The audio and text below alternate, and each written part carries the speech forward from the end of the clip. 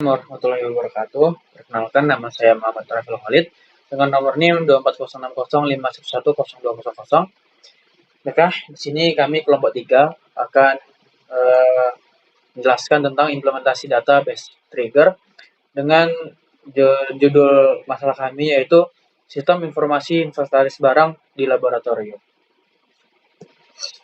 Baiklah, langsung lanjut ke slide selanjutnya yaitu tentang latar belakang dan masalah. Tujuan utama dari proyek ini adalah untuk mengurangi kesalahan atau human error dalam pengelolaan alat-alat laboratorium, khususnya pada proses pencatatan stok dan peminjaman barang. Saat ini, pengelolaan stok masih memiliki beberapa masalah utama.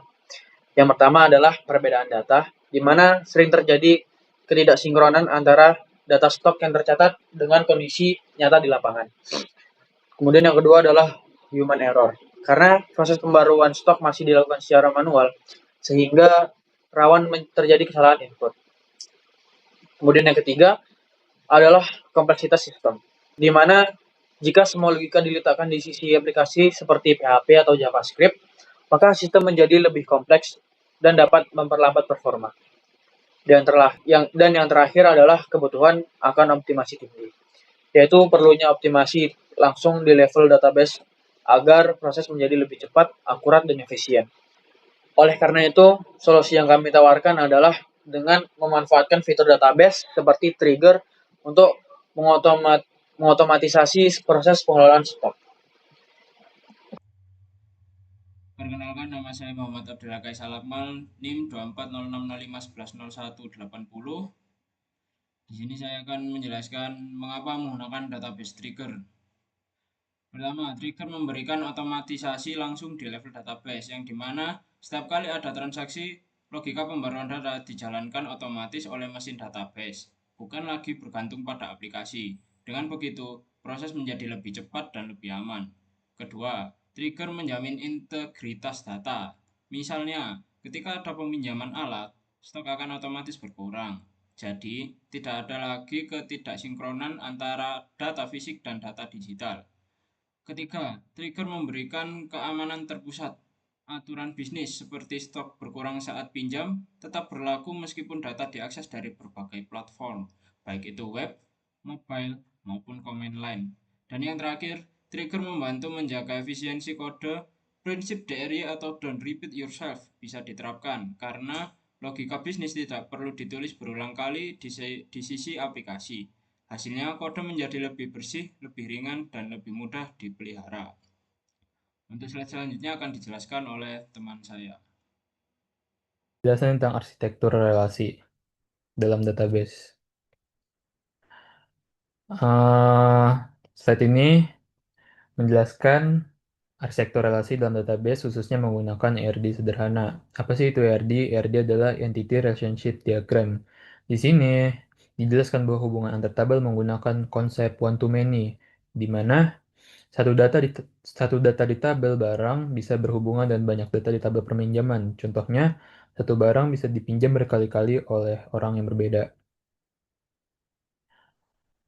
Lalu kita masuk ke atribut kunci, di mana di situ terdapat dua tabel barang, yaitu ID barang sebagai primary key, yaitu untuk penanda unik setiap barang.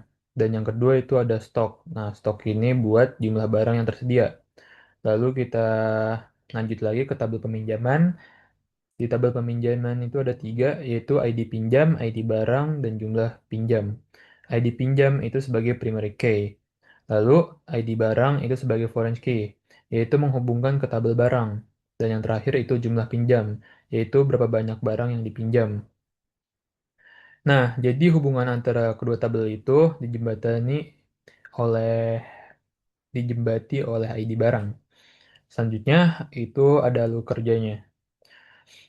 Panah dari tabel peminjam ke barang menunjukkan bahwa setiap jadi peminjaman, sistem akan memengaruhi data di barang, misalnya mengurangi stok.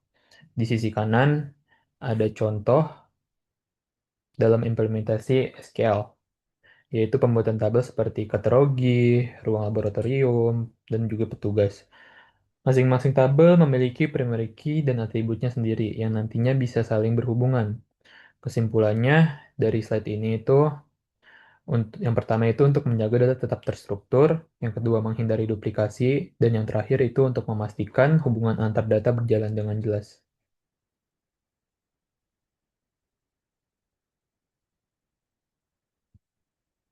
Assalamualaikum warahmatullahi wabarakatuh. Di sini saya Rizal Zulfikar dengan 5196 akan melanjutkan presentasi teman saya, yaitu sekarang di slide arsitektur relasi. Di sini ada sederhana untuk menggambarkan hubungan one to many antara tabel barang dan peminjaman. Seperti di sini banyak barang bisa berada di ID ruang yang sama, atau banyak barang bisa menggunakan satu kategori yang sama, atau mungkin hal-hal lain yang tidak dimention di slide ini seperti banyak petugas, banyak ID petugas unik yang bisa menampung kondisi peminjaman tertentu. Di sini ada detail peminjaman, ada ID peminjaman sama kode barang, jadi bisa banyak juga sama teman-teman. Sini ada atribut uji ID barang sebagai primary key, sebenarnya kode seharusnya. Selanjutnya ada stok target trigger. Maksudnya di sini stok itu adalah tujuan dari trigger kita. Jadi trigger kita berfokus untuk memperbarui kondisi stok tergantung sama kondisi peminjaman. Jadi misal ada seseorang meminjam sesuatu barang, maka stok barang itu harus ikut berkurang sesuai sama kondisi yang berlaku tadi sebelumnya, dan bisa bertambah dengan sebaliknya. Sini ada ID pinjam, ya ID peminjaman maksudnya, ID barang dan jumlah pinjam, jumlah barang, jumlah pinjam. Alur kerja panah dari pinjaman dan memicu ke aksi kepungan. Nah, ini sebenarnya sama kayak tadi soal target trigger. Jadi peminjaman ini bakal memicu jumlah barang yang dimiliki dalam stok. Sekian dari saya, akan lanjutkan ke teman saya. Setelah saya Rafil Khalid di sini dengan NIM akhir 200. Di sini saya akan membahas slide 6 dan slide 7. Pada slide 6 ini kita membahas trigger after insert yang berfungsi untuk otomatisasi pengurangan stok barang. Nah, trigger ini akan dijalankan setelah data peminjaman berhasil ditambahkan ke label detail peminjaman. Logika utamanya adalah stok barang akan dikurangi jumlah yang dipinjam, yaitu stok sama dengan stok strip new dari jumlah underscore peminjam. Selain itu, trigger ini juga memperbarui status barang. Jika stok menjadi 0, maka status diubah menjadi habis. Jika stok masih ada, maka status tetap tersedia. Jadi dengan adanya trigger ini, sistem tidak perlu lagi melakukan update stok secara manual, sehingga meminimalkan kesalahan dan membuat proses lebih otomatis serta efisien. Baiklah, lanjut ke slide selanjutnya. Pada slide ini kita membahas tentang trigger after delete yang digunakan saat barang dikembalikan. Meskipun judulnya after delete, implementasi yang digunakan adalah after update pada tabel peminjaman, yaitu ketika status berubah menjadi dikembalikan. Logika utamanya adalah stok barang akan dikembalikan dengan rumus stok sama dengan stok plus jumlah underscore pinjam. Dan trigger ini bekerja dengan cara yang pertama mengecek perubahan status dari dipinjam menjadi dikembalikan. Kemudian mengambil data jumlah barang dari tabel detail peminjaman. Dan kemudian mengembalikan stok ke tabel barang. Selain itu, status barang juga diperbarui menjadi tersedia jika stok sudah bertambah. Dengan trigger ini, proses pengembalian barang menjadi otomatis dan konsistensi data tetap terjaga tanpa perlu update manual.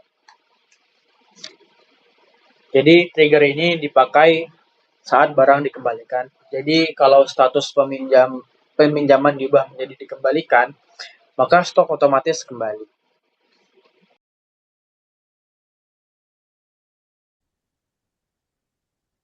Assalamualaikum warahmatullahi wabarakatuh. Nah, untuk bagian selanjutnya, slide 8 dan juga 9 akan saya teruskan, akan saya jelaskan. Sebelumnya saya Muhammad Farel Nabil dengan NIM 24060511024 Nah, di sini saya akan menjelaskan slide 8 yaitu logika new versus dan perbandingan logika new dan old dan juga impact dan benefit dari implementasi trigger ke dalam project kami. Yang pertama, langsung saja saya sudah menyiapkan tabel perbandingannya, yaitu yang pertama insert hanya ada new, maksudnya saat kita menginsert suatu data baru maka akan langsung muncul ke new, maksudnya akan ada perubahan data baru. Sedangkan kalau delete maka hanya ada old, maksudnya hanya bisa mendelete data yang sudah ada. Sedangkan update akan mengganti data yang sudah ada atau yang old, data lama menjadi ke data baru atau new. Untuk penerapannya, mengapa new digunakan untuk menambahkan beban kerja dan old untuk pemulihan? Maksudnya untuk penerapan kodenya yaitu untuk new untuk penambahan beban kerja atau data baru, sedangkan old untuk pemulihan atau mengeditnya. Nah, di sini juga sudah ada screenshot saat mengimplementasikan pada project kami.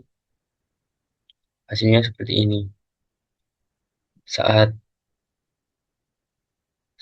di select from atau ditampilkan akan ada status peminjaman dan juga tanggal kembali, tanggal pinjam, dan nama peminjam. Ada juga ID peminjaman dan juga ID petugas.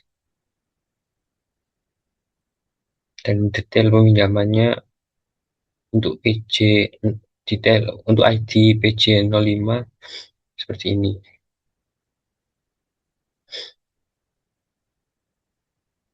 Selanjutnya slide 9.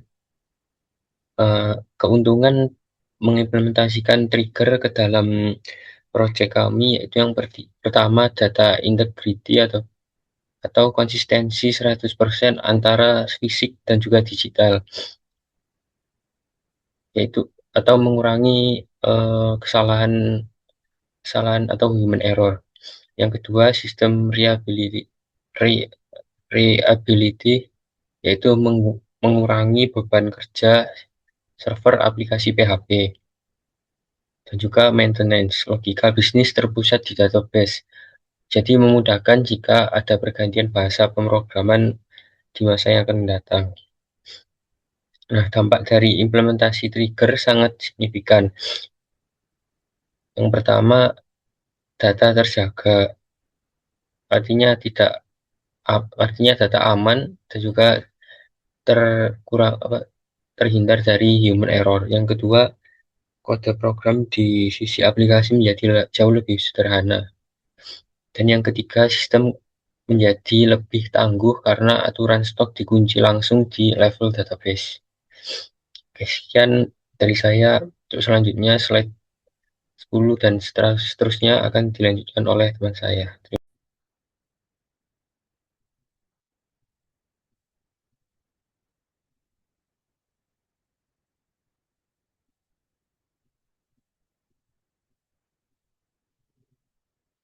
Baik, Assalamualaikum warahmatullahi wabarakatuh.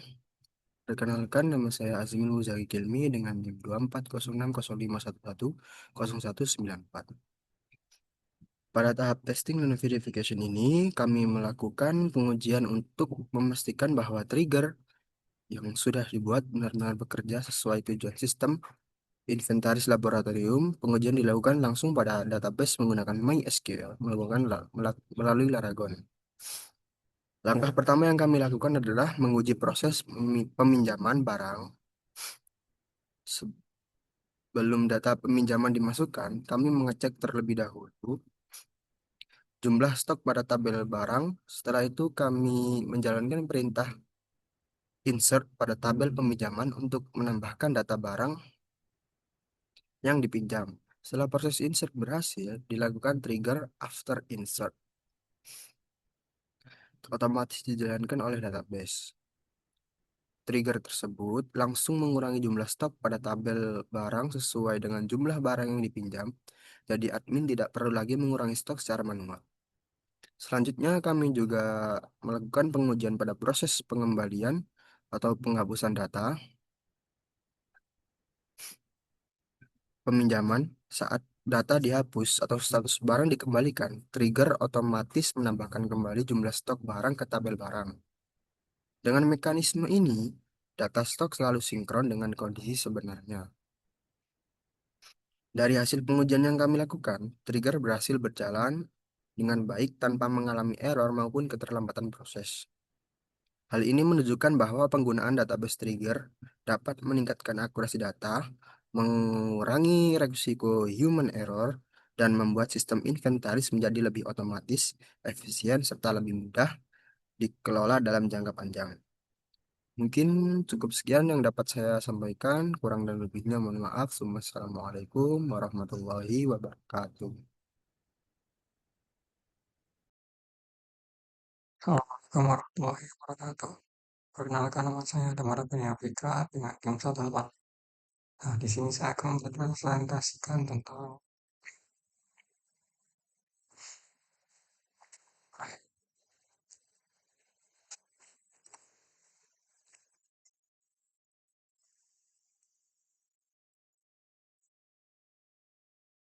implementasi data base trigger. Nah, di sini saya dari kelompok 3, kelompoknya Mas Rafiul. Nah, di sini saya akan menerangkan yaitu sistem informasi inventaris barang dan laboratorium. Nah, di sini saya akan menerangkan tentang bagian kesimpulan yang selebihnya nanti akan diterangkan oleh teman-teman saya.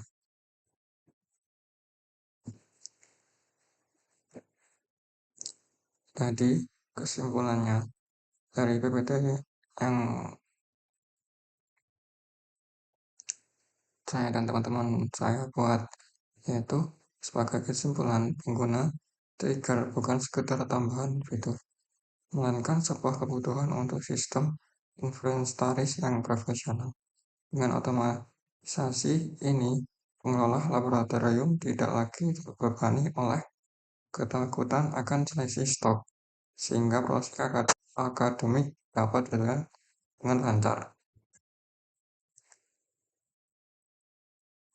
Jadi di sini kesimpulannya dalam poin per poinnya, yaitu yang pertama, trigger adalah solusi terbaik untuk otomatisasi inventaris.